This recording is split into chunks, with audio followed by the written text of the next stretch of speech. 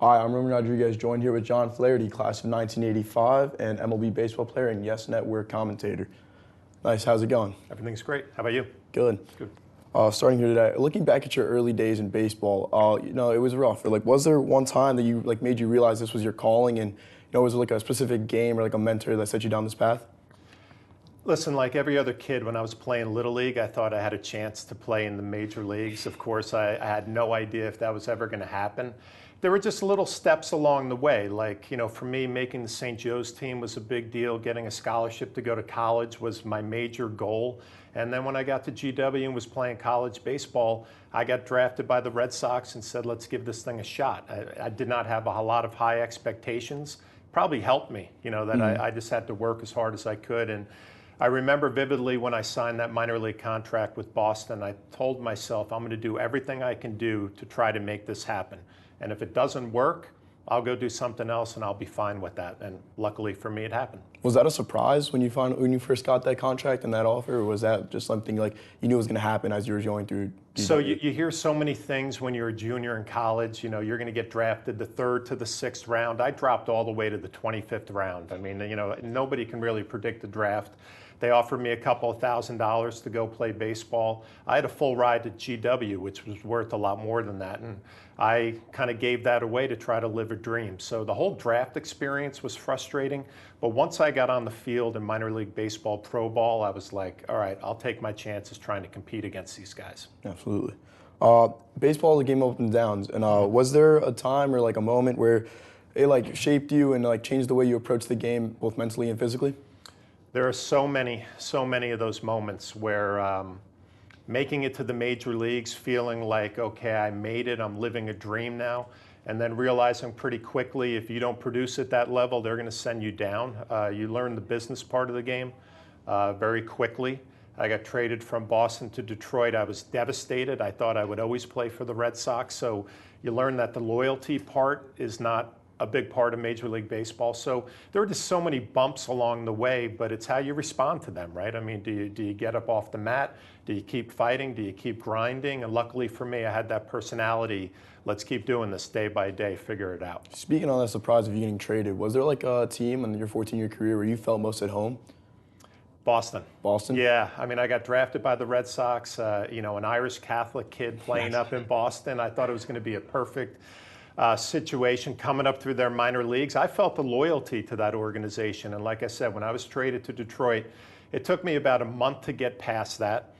Started playing some better baseball. The rest of my career, every trade that happened after that, I was kind of prepared for. But I felt like I was going to be a Red Sox my whole career. We see you have the nickname The Flash. Yeah. Can you tell us how you got that and how it stuck? I can tell you that there are a couple of different ways that name came about. I did not run very fast, so my teammates used to give me a hard time about Flash. My last name, Flaherty, there was always Flats, there was Flash. Flash, for some reason, just stuck around, and I can't get rid of it. Even as a broadcaster, I'm known as Flash on TV. Shifting from beyond the field and to the broadcasting booth, Yeah.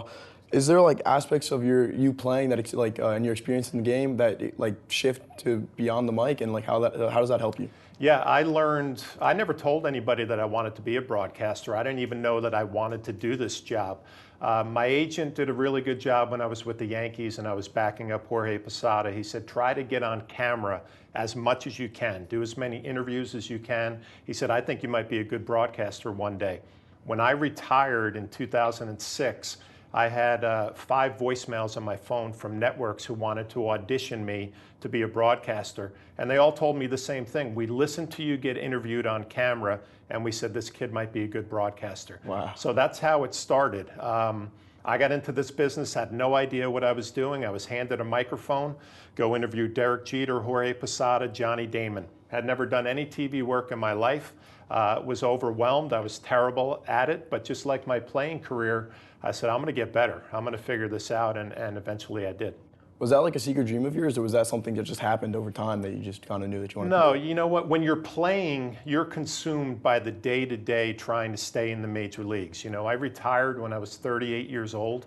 I never thought about what I wanted to do afterwards. I was so consumed with how do I stay at this level.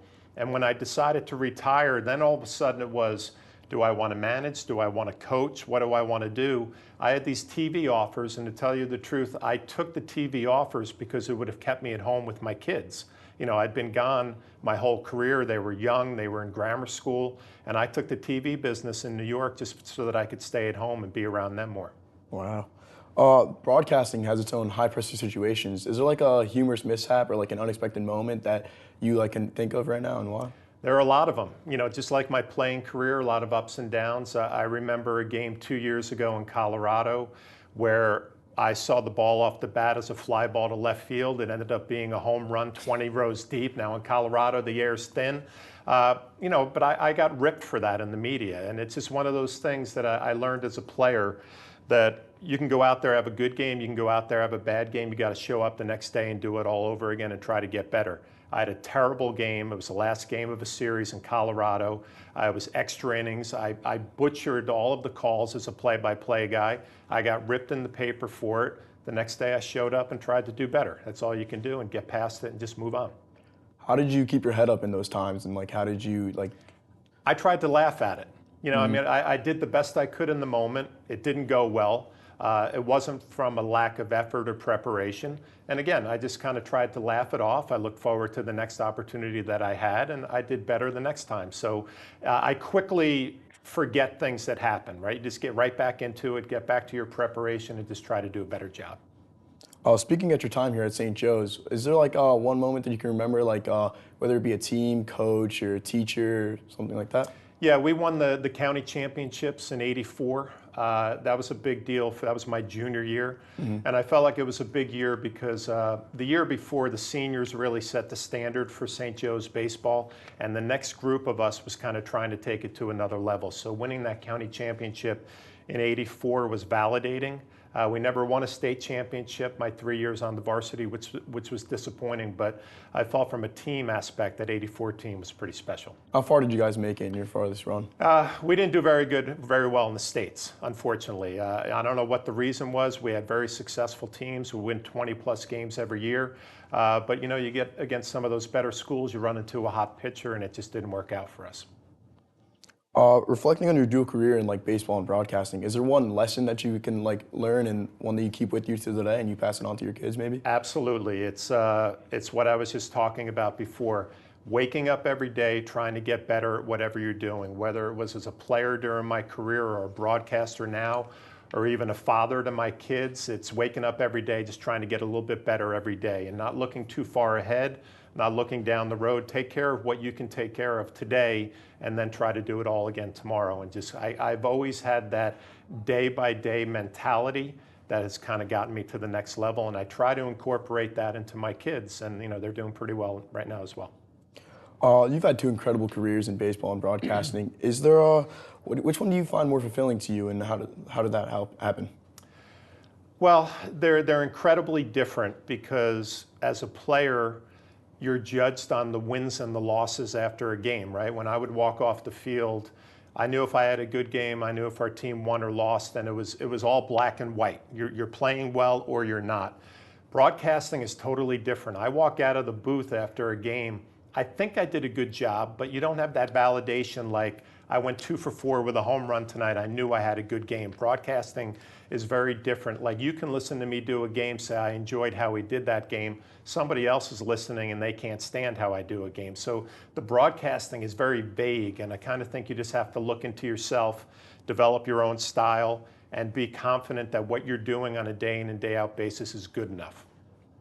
We've been discussing misinformation in our media class, and I want to know, like with new technology and all that, how does that affect you in your career as a broadcaster? Well, you know what, a big difference is Twitter or X has come in since I started as a broadcaster, and there are so many things that come across that you believe is being true. I don't pay any attention to that stuff into my broadcasts.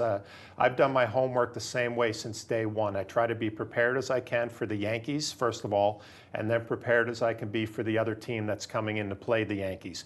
Gather all the information I can get before I go to the stadium, and then communicate and talk to people on the field, around the teams, both of them, and try to get as much of that information as possible. When I get up to the booth, I throw all of my homework away, I put it back in my briefcase, and I just try to talk to whoever I'm doing the game with like we're having a conversation.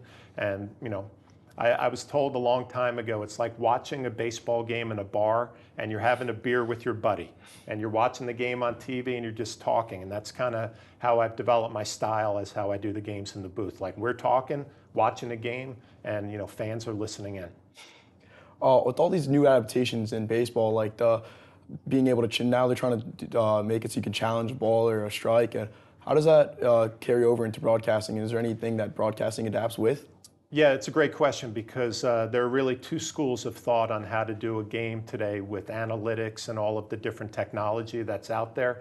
I'm as old school can be. So I don't want to hear about launch angles or any of this other stuff. I'd rather look at somebody's swing and tell you why I think they're struggling or why I think they're hot at the plate, not the numbers that go along with it. There are a lot of broadcasters who rely on the numbers.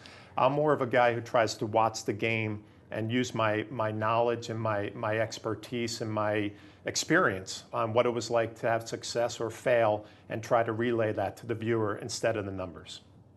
Unfortunately, that's all the time we have today, but thank you for being here with us. My pleasure. My pleasure.